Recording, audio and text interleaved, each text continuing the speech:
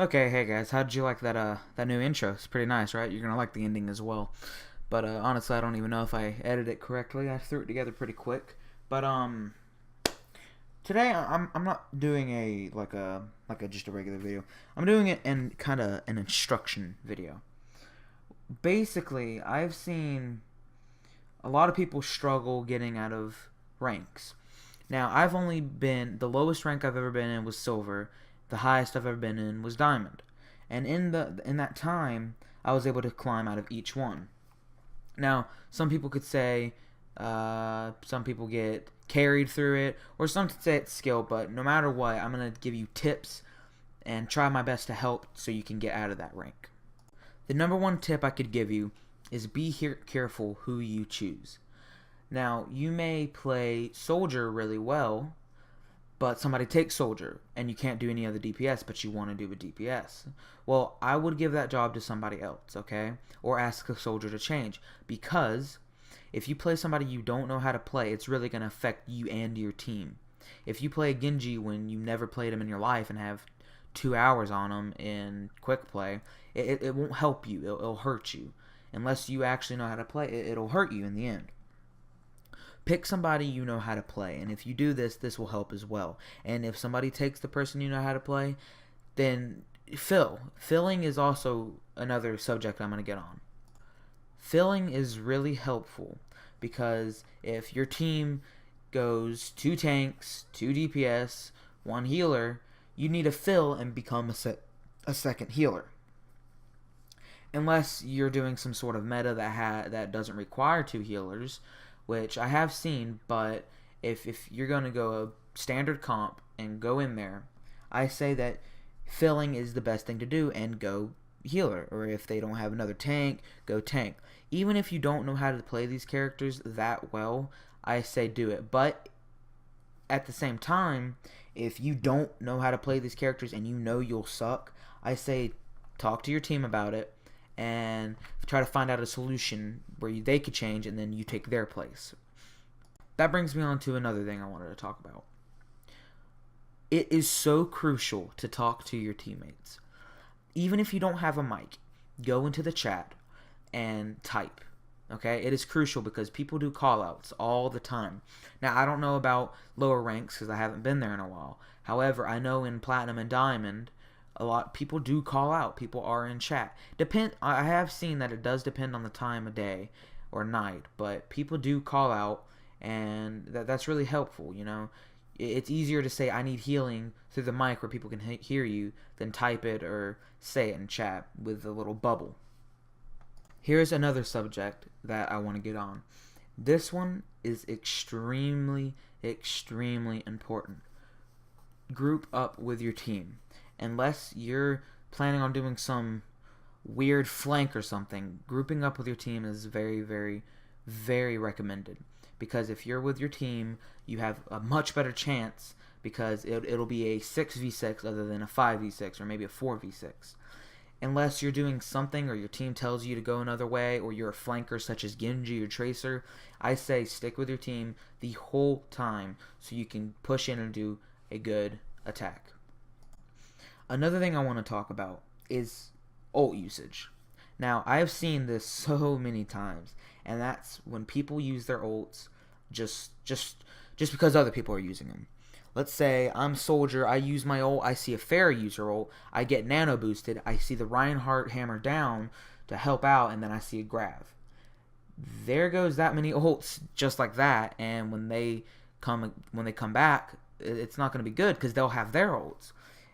At the end of the day, if 2 teams are equal in terms of skill, ult is what makes what breaks that line. If you have more ults on the other team, then they're gonna take it over. It's just what it is.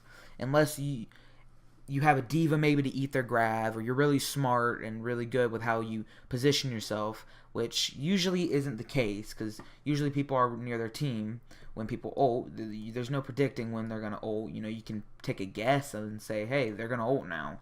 But for the most part, save your ults.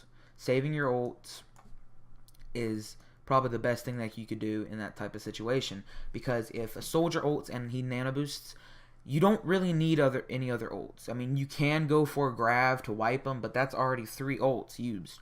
You may want to save your Grav for a Pharah ult or maybe a Tracer ult, because if you Grav with a nano boosted soldier, that's 3 ultimates out of the way, and already you're falling downhill, because when they come back, they can Grav easily, and they'll win that fight, and they'll take it over. One thing that I want to get on, but I don't want to get in too deep into it, is positioning. Positioning is also extremely important when you're playing Overwatch, and depending on where you position yourself it sometimes makes or breaks the game. For example, this isn't going to happen, but let's say a Genji decides to sit behind and sit at their spawn to flank them. That's not smart, because if they see that Genji, he's dead. He's already dead. 6v1, unless you're a pro Genji, no. But 6v1, it just won't happen. You're going to die, and that's going to cost your team, because that's 5v6, and then they'll rush in there. So be smart with positioning. If you're a soldier, he's a medium range character, not really best with long range, but he's good at medium range. So let's say Hanamura. If you're in Hanamura and in the back near the objective, if you're on the top left in that area, you can be spamming the choke on defense. That is probably the best position for soldier to be in that area, because that's a medium range, but he's behind his team, helping out from a distance where they can't hurt him, and he's at his good range. It's just a perfect area, and that's when positioning is at its finest. Now, I don't really want to get into each specific hero. I may do that on another video, but one thing that I see a lot that can actually come in handy is Mercy dies with her res. Now, I know this is very, very hard to, counter, because sometimes they'll have a Genji or Winston going after that Mercy, and positioning is also good in this area, because if a soldier's positioned himself at a right area, Mercy could get away, but if he hasn't, Mercy's dead. But if you want to talk to your team, if you're a Mercy, you want to talk to your team and let them know, hey, spread out a little bit more, so if they target me, I can get away, because that res can make or break a game. I have seen many situations where if a res could have saved 5 people, and we could have most likely taken that point back over, but the Mercy died, and it ended just because the Mercy died. I'm not going to get into each hero individually, but this is one problem I want to address, because I see this a lot. So I know it's very hard to counter, and it takes a lot of communication, which I went over, and a lot of positioning, which I went over as well. If you can do both of these correctly, then I'd say that res is extremely helpful in team fights. One thing I want to go over is feeding ult charge. Now, I understand people such as maybe Roadhog, who kind of gets up front and gets a pick. He does feed ult charge, but at the same time, getting a pick is better than feeding their ults. So what happens is people will feed their ult. You'll have a soldier get hit, takes 100 health away from him, he runs back. What that's doing is giving them 3 or 4% on their ult. Now, I know that may not make much difference at the time, but in the long run, doing that 5 times, they're a quarter of the way of their ult, just like that. And you feeding their ult hurts your team, because at the end of the day, even though you lived through that, you won't be able to get ult charge as quick as them if you're getting hit by them. So that's one thing that you need to watch out for. If you have a Rhine on your team, stay behind the Rhine shield. Walls such as Hanamura, that little choke point, you want to stay behind the walls there.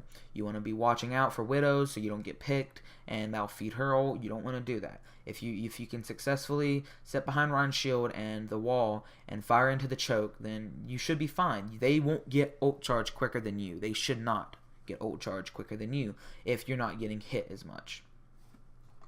What happens when you're getting steamrolled? Now, this happens so much. I see a team start off strong and just wreck through everything. Get the first point, get the second point. Now I'm talking about moving the payload. They get the first point and the second point, and the team doesn't know what to do. So what happens then? Well, I recommend sitting back, grouping up, talking with your team, and finding something out. And that's about the best advice I can give you, because I've seen that happen. And how to fix that is just sit back, group up with your team, and find something out to switch. Other than that's the main points I can give each and every one of you to getting out of what rank you're in.